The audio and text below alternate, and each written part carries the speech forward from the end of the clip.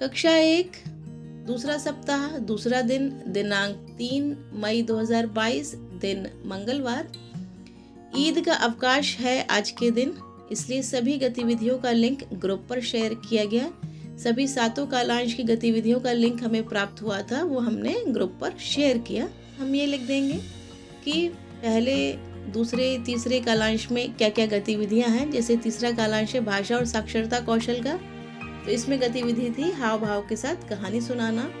चौथा कालांश कला संबंधी गतिविधियां, कागज को छोटे छोटे टुकड़ों में फाड़ना और रखना। पांचवा कालांश गणित, ईवीएस और वैज्ञानिक सोच का, इसमें जो गतिविधि है वो है चरणबद्धता। रोटी कैसे बनाएं, सुबह से रात तक आप क्या करते हैं। और छठवां कालांश बाहरी खेल, इसमें जो गतिविधि है वो है प्यारी पूसी आगे जाओ, ये खेल का नाम है। और फिर उसके बाद है गुड बाय सर्किल टाइम। तो इन सभी की लिंक ग्रुप में शेयर की। कक्षा 1 सप्ताह 2 तीसरा दिन दिनांक 4 मई 2022 दिन बुधवार। सबसे पहला कालांश मॉर्निंग सर्किल टाइम, प्रतिदिन की भांति ही इसमें कार्य होगा, गतिविधियां होंगी। दूसरा है स्वतंत्र खेल, ये भी प्रतिदिन की भांति जिस प्रकार हम इस कालांश में काम करते आए हैं वैसे ही होगा। तीसरा कालांश है भाषा और साक्षरता कौशल का, इसमें जो गतिविधि है उसका नाम है तुकांत शब्दों की पहचान। इसका उद्देश्य है कविता में से तुकांत शब्दों को पहचान पाना और नए तुकांत शब्द बना पाना। इसमें बच्चों को 4 से 6 पंक्तियों वाली कविता सुनाई। आज सोमवार है, चूहे को बुखार है, चूहा हुआ उदास, पहुंचा डॉक्टर के पास, डॉक्टर ने लगाई सुई, चूहा बोला उई।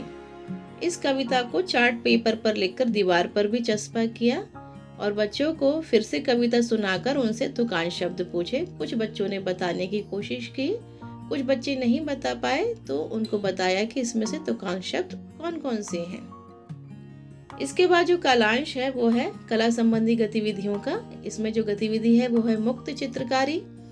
इसका उद्देश्य है रचनात्मक विकास के साथ लेखन की ओर अग्रसर होंगे। सभी बच्चों को चित्र बनाने के लिए सामग्री उपलब्ध कराई और बच्चों से उनके द्वारा बनाए गए चित्रों के बारे में बात की। उसके बाद भोजन अवकाश।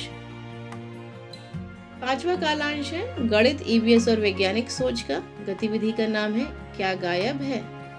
यह गेम 7-8 वस्तुओं के साथ खेलना है, इसको हम याददाश्त खेल भी कहते हैं।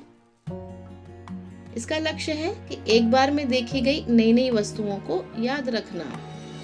इसका उद्देश्य है कि इससे बच्चों की बुद्धि का विकास होता है और उन्हें वस्तुओं के नाम सीखने में मदद मिलती है। वो नई नई वस्तुओं के नाम सीख जाते हैं। इसके लिए शिक्षक घर से कुछ चीजें लाएंगे या कक्षा में जो भी उपलब्ध चीजें हैं उनका भी इस्तेमाल कर सकते हैं, लेकिन नई चीजें लाना है इसलिए घर से ही लाना होगा। कुछ खिलौने, बोतल, साबुन, चम्मच, कोई भी सब्जी, टमाटर, आलू, खीरा जो भी अवेलेबल है आप लेकर आए। इसके बाद सभी सामान को एक क्रम से लगा दिया और फिर बच्चों को दिखाया। बच्चों को दिखाने के बाद उनसे कहा कि आपको ये याद रखना है कि किस क्रम पर कौन सा सामान है। सामान का नाम बताया और फिर कहा कि किस क्रम पर कौन सा सामान है, ये आपको याद रखना है। इसके बाद सभी सामान को एक बड़े कपड़े से ढक दिया। उसके बाद चुपके से एक चीज गायब कर दी। बच्चों से कहा दूसरी तरफ देखे सारे बच्चे और कपड़े के नीचे से एक चीज गायब कर दी। इसके बाद फिर कपड़ा उठाकर उन बच्चों से पूछा कि बताओ इसमें कौन सी वस्तु गायब है।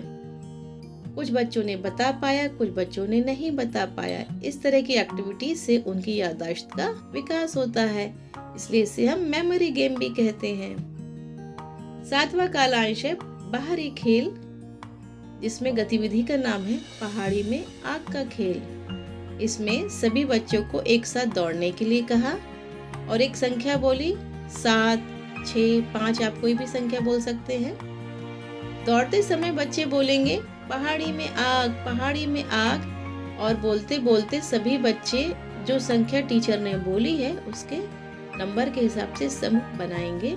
जैसे कि शिक्षक ने बोला 7, तो बच्चे 7-7 मेंबर के समूह बना लेंगे, यानी कि एक समूह में 7 बच्चे होंगे।